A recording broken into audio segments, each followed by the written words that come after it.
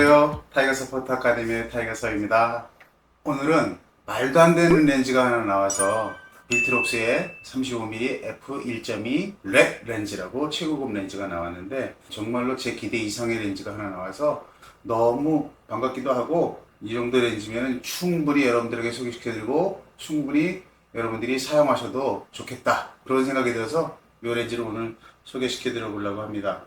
이제 보통 빌트록스 렌즈의 렌즈군은 이렇게 에어 시리즈 가볍고 저렴한 렌즈 특성은 아주 뛰어나진 않지만 작품을 만드는데 충분히 지장이 없는 그런 아주 가벼운 가성비 렌즈로 이제 빌트록스의 에어 시리즈가 있죠. 이렇게 에어 시리즈로는 35mm 1.8 렌즈하고 그다음에 85mm 1.8 렌즈 두 개를 제가 지금 한 1년 정도 쓰고 있고요. 그 다음에 고급 렌즈군으로 프로 시리즈가 있죠. 프로 시리즈는 지금 현재 16mm 1.8 렌즈, 그 다음에 85mm 1.4 렌즈가 얼마 전에 또 새로 나왔죠. 프로 시리즈는 제가 쓰는 게 이제 요건데 16mm 1.8 렌즈, 요거는 제가 은하수 찍는데 아주 즐겨 사용하는 렌즈입니다. 안 써보시고 선입견으로 말씀하시는 분들이 뭐 빌트록스 렌즈 뭐 별로라고 이제 이렇게 얘기하시는데 직접 한번 써보세요. 제가 은하수 찍으면서 이 렌즈 쓰고 엄청 놀랐습니다. 그래서 제가 은하수를 찍을 때 사용하는 렌즈 소니의 1224 빌트록스 16mm 1.8 렌즈 이 두 개를 주로 이제 은하수에 많이 쓰고 있습니다. 프로 시리즈다 보니까 에어 시리즈보다 훨씬 더 신경도 많이 썼고 훨씬 더 퀄리티도 좋습니다. 물론 가격도 저렴하죠. 그런데 그거보다 이제 또 한 단계 높은 에어 시리즈, 프로 시리즈, 그 다음에 그거보다 한 단계 넘은 최상급 시리즈가 바로 이제 랩 시리즈라고, 보통 이제 랩 시리즈는 지금 현재로는 빌트록스 35mm f1.2 랩 렌즈가 하나 있고요. 새로 나온 거. 그리고 얼마 전에 빌트록스 135mm f1.8 랩 렌즈가 하나 있죠. 중면 랩 시리즈로는 두 개예요. 근데 렌즈가 좋은 게 나왔다 그래서 제가 한번 이거를 빌려서 써보는데 빌트록스나 KPP로부터 어떤 뭐 후원을 받고 그렇게 하는 게 아니고 그냥 빌려달라니까 빌려줘서 제가 사용해 보니까 이거 이 렌즈 진짜 나만 써보기에는 너무 아까운 렌즈다. 제가 자발적으로 이렇게 아무 대가 없이 영상을 만들게 됐습니다. 네, 그러니까 35mm 하면 35mm 렌즈는 보통 우리가 인물사진에서도 이제 전신을 찍는 거는 좀 그렇고 상반신 가까운 곳에서 뒤에 보케 배경을 날리는 그런 사진 찍을 때 많이 쓰죠. 뒷 배경을 날리되 화각에 뒷 배경을 남겨서 나의 흔적을 남기는 그런 렌즈라고 볼 수 있죠. 그다음 35mm가 꼭 인물에만 쓰는 게 아니라 스트릿 포토 찍는 분들 엄청나게 많이 사용하는 렌즈죠. 거기다가 또 풍경 사진에서도 굉장히 많이 씁니다. 제가 이제 풍경 작가다 보니까 35mm 화각대가 굉장히 많아요. 이 35mm가 되게 매력이 있는 게 광각과 표준 사이에 적당한 중간에 있어서 광각의 장점과 표준의 장점을 싹 갖고 와서 화각을 구성해주는 그런 매력이 좀 있는 렌즈입니다. 그래서 제가 지금까지 찍은 사진들 쫙 보면 35mm 근처의 화각대가 굉장히 많아요. 그래서 제가 35mm를 특별히 좋아하고 지금까지 제가 사진 생활하면서 35mm만큼은 한 번도 단렌즈가 없어 본 적이 없어요. 계속 35mm 단렌즈는 계속 있었거든요. 그래서 아까 말씀드렸듯이 이 렌즈도 35mm 1.8을 계속 썼던 이유도 그런 이유고요. 그런데 1.2다 보니까 굉장히 저조도 상황이라든지 그 다음에 접사 가까이 다가갔을 때 뒷 배경을 날리는 배경 흐림이라든지 뭐 이게 아주 기가 막혀서 이제 여러분들에게 소개시켜 드리려고 합니다. 자, 이제 렌즈의 외관을 보시면 렌즈 필터 구경은 77mm고 그 다음에 이렇게 전원을 주시면 특이하게 이렇게 정적이 반납을 해야 되니까 이 스티커를 안 뗐습니다. 여기 거리개창이 있어요. 디지털 거리개창이. 근데 이것도 되게 재밌는 기능이 핸드폰으로 앱으로 연결할 수 있거든요. 그러면 여기에다가 제가 이 거리개창에 이미지를 집어넣을 수 있어요. 그래서 이미지를 내가 조정한다든지 뭐 그랬을 수도 있고, 특이한 거는 이제 이쪽에 보시면 이렇게 잘 보이시나 모르겠네. 이렇게 두 개의 펑션 키가 있고요. 그래서 펑션 키에다가 내가 원하는 그 펑션을 할당을 해서 쓸 수가 있게 되죠. 두 개. 그 다음에 그 위에 AF, MF 모드 전환 스위치가 있죠. 요 오른쪽에 가시면 이쪽에는 조리개 링 클릭 음을 내게 할 거냐 안 내게 할 거냐. 그래서 이거를 ON 시키면 이렇게 조리개 링에 돌아가는 클릭 소리가 들리고요. 이렇게 끄시면 소리가 안 납니다. 그런데 사실은 스위치가 하나 더 있어야 돼요. 뭐냐면 아니면 여기에 소니처럼 이렇게 만들어 주든지. 지금 얘가 한 가지 좀 아쉬운 점은 이 조리개 링락 기능이 없어요. 락 버튼이라든지 아니면 락 기능이 없어요. 그러다 보니까 이렇게 사용하시다가 이렇게 돌리시면 그 조리개가 바뀌어요. 우리가 앱을 통해서 이 펑션 키, 펑션 2, 펑션 키에다가 조리개 락 기능을 할당할 수 있거든요. 그거 할당하고 쓰시면 락 되고, 누르면 락 되고, 누르면 이제 락이 풀리고, 뭐, 이렇게 사용하실 수는 있습니다. 그게 조금 불편하긴 한데, 그렇게 하실 수는 있다.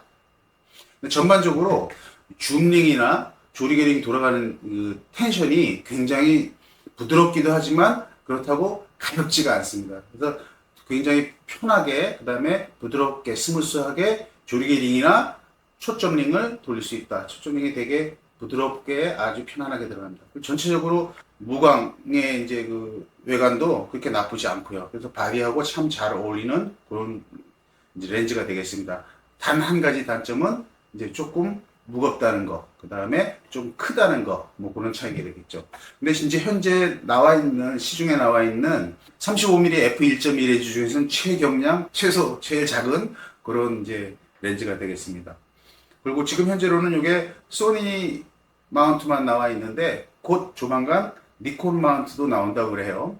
그럼 이제 니콘 유저들은 좋겠죠. 저렴한 가격에 35mm f1.2를 살 수 있게 되니까 그것도 성능이 굉장히 좋은 렌즈를 그렇게 되니까 되게 좋을 겁니다.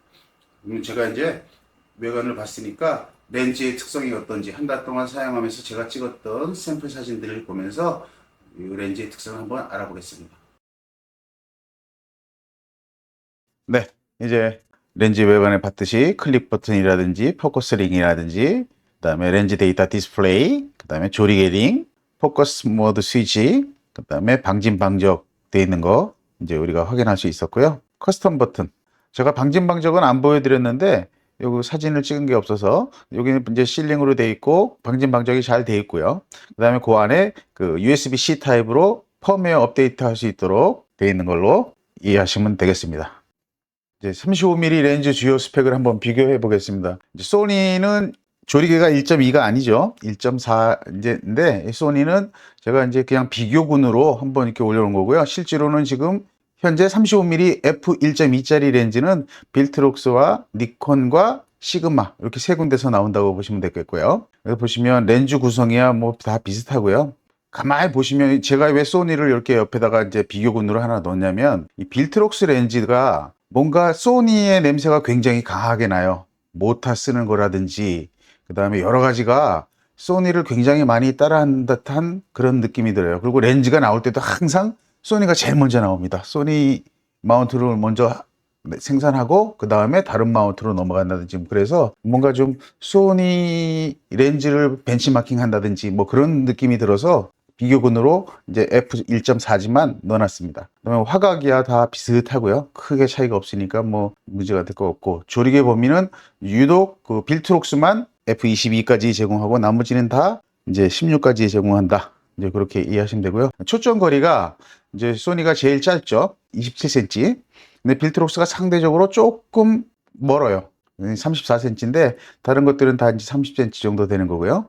그래서 조금 먼데 이게 조금 아쉬움은 있습니다. 제가 광각을 쓰거나 이럴 때 접사를 좀 많이 찍고 그 다음에 포커스 스태킹을 많이 하다 보니까 최소 초점 거리가 좀 가까우면 가까울수록 저한테는 유리하고 더 드라마틱한 작품을 만들 수 있거든요. 근데 이게 조금 아쉬워요. 찍어 보니까 뭐 이렇게 심하게 차이 나지는 않는데 조금 아쉽다 그런 생각이 듭니다. 그 다음에 조리개 날수는 다 11매니까 다 똑같고요. 극명하게 차이나는 것이 이제 바로 이 모터입니다. 빌트록스는 쿼드 리니어 모터를 쓴 거죠. 그 다음에 더군다나 또 포커싱 할 때 플로팅 포커싱을 쓰니까 포커싱이 좀 빠르죠. 리니어 모터에다가 플로팅 포커스를 쓰니까 더 빠르죠.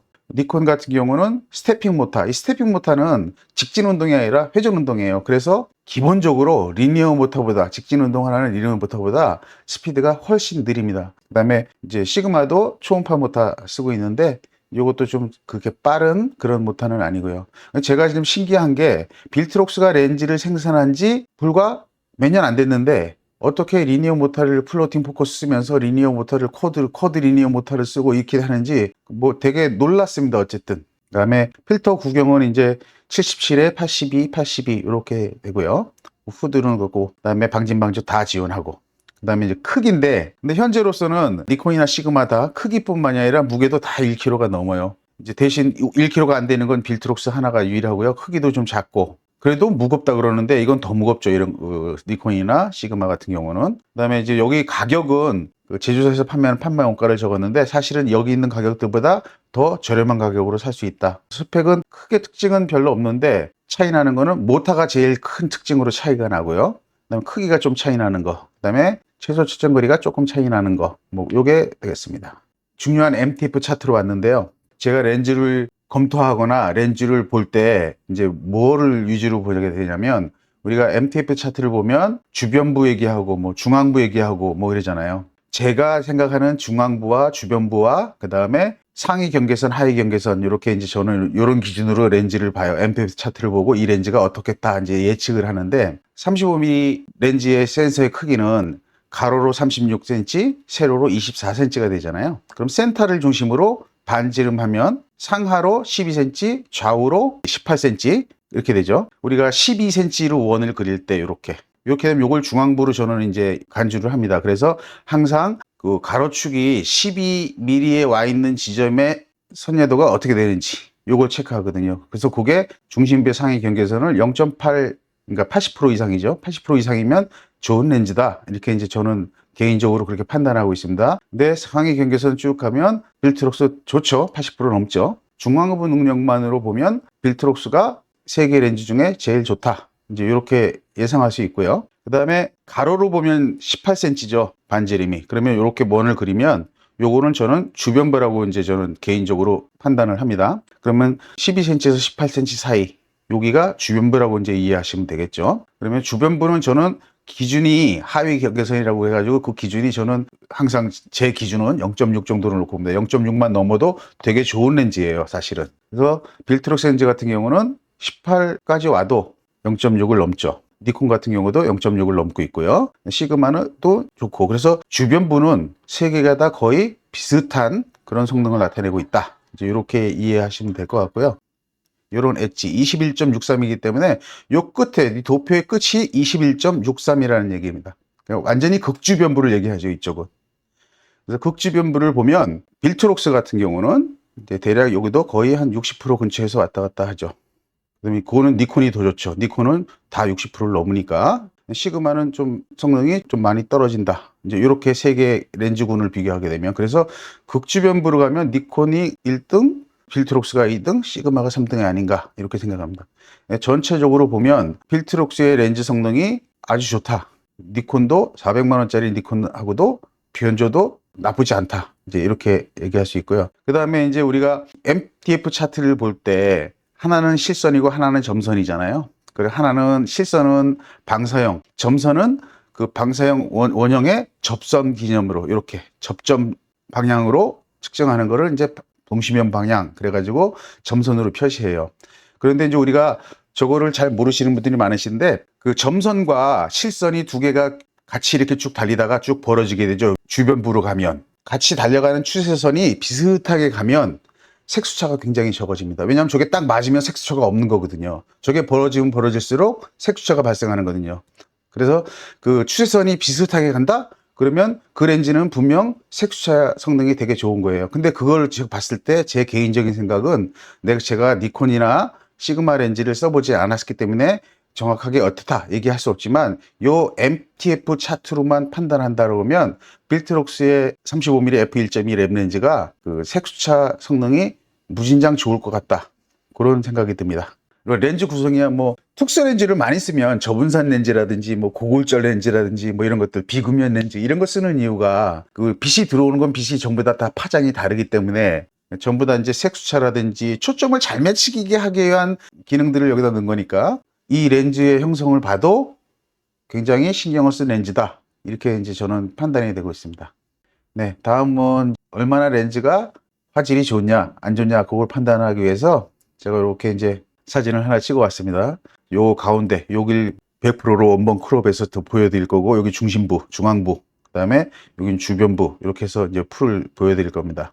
이렇게 가시면 중심부에 조리개 값에 따라서 어떻게 디테일이 달라지는가를 보는 건데, 이 정도 크기, 이게 100%로 잘라가지고 온 건데, 이 정도 크기로는 이 유튜브에서는 확인 못 하실 거죠. 근데 제가 이제 이거를 확대해 보면 아주 미세하게 1.2에서도 굉장히 좋아요, 센터는. 근데 약간 미세하게 1.4보다 좀 떨어지는데 1.4 이상 되면 뭐 거의 눈으로 차이가 안 날 정도로 굉장히 디테일이 좋습니다. 중앙부는 F16으로 가도 크게 이게 문제가 없어요. 굉장히 디테일이 굉장히 좋다. 선명한 화질을 가지고 있다. 이제 그렇게 판단이 되고요. 6100만 화소짜리 A7R5로 찍었습니다.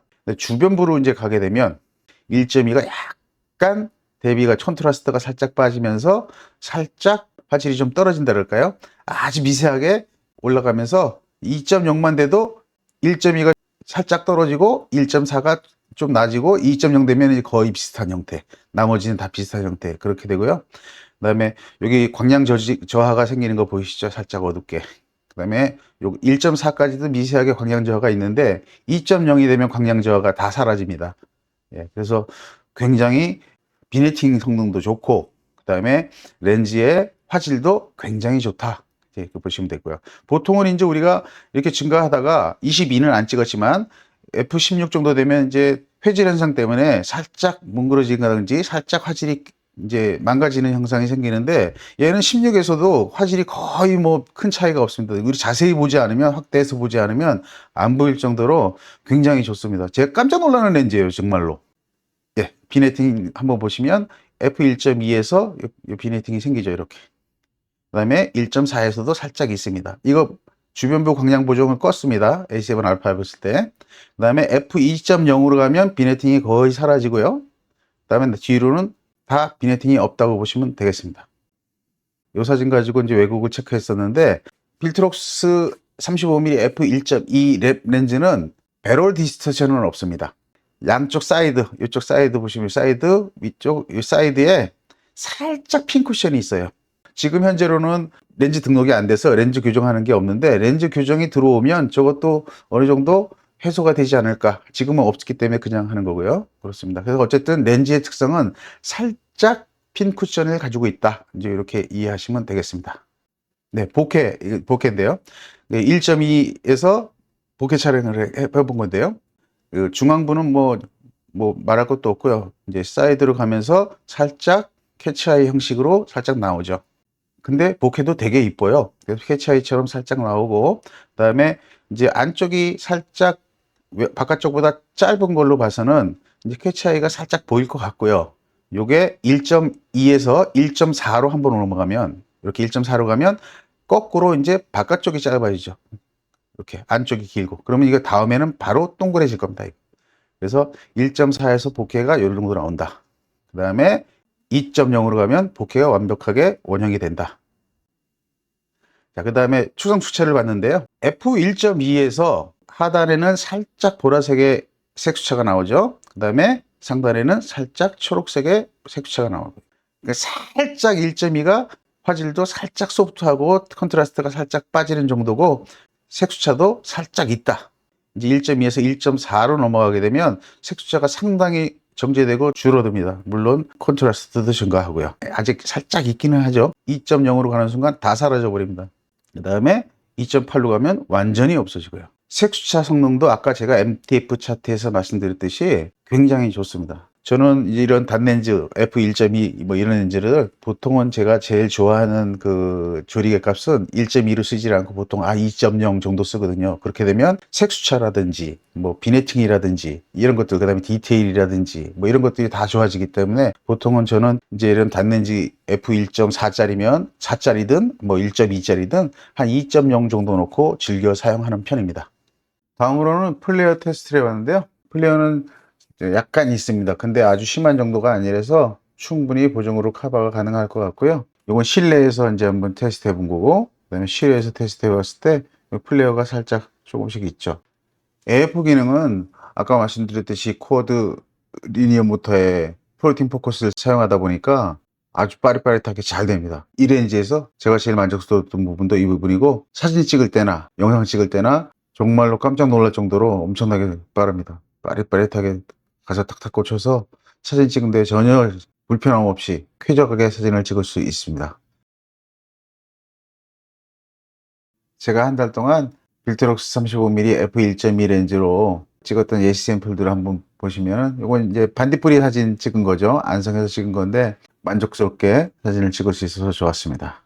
이 사진은 이제 인물 사진 한번 찍어봤거든요. 인물 디테일도 그렇고 전체적으로 아주 깔끔하게 잘 나옵니다. f1.2에서 찍은 그런 사진이 되겠습니다. 일부러 테스트를 하느라고, 원래는 저는 조리개를 2.0 정도로 조이는 걸 좋아하는데 일부러 테스트 해보느라고 다 1.2로 찍었습니다. 아까 반딧불이만 빼놓고. 이것도 마찬가지로 한강 2005원에서 찍었던 사진이고요. 이것도 한강 2005원에서 찍었던 사진이고, 보시면 그 초점도 잘 맞고 디테일도 잘 살아있어서 너무 만족스러운 결과를 얻을 수 있었습니다. 다음은 요거는 이제 접사 가깝게 들이댄 다음에 찍었습니다.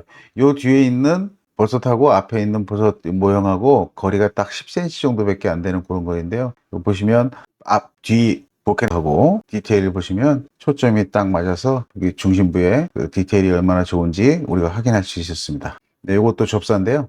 여기 보시면 초점을 여기다 놓고 찍었으니까 보케 나오는 거고요. 크롭 모드에서 접사를 해가지고 찍었던 사진입니다.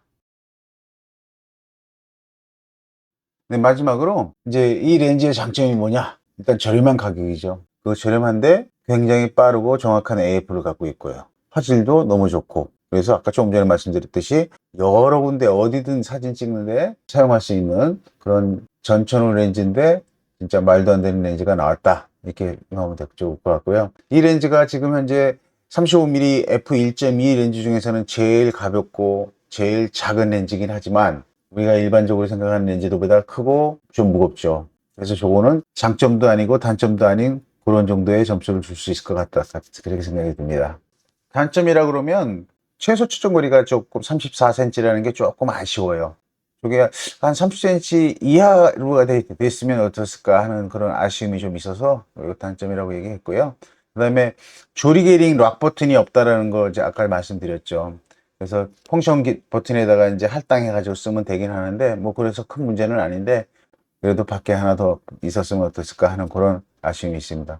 전체적으로 한 달 동안 사용해 봤을 때 제가 만족하는 렌즈고요.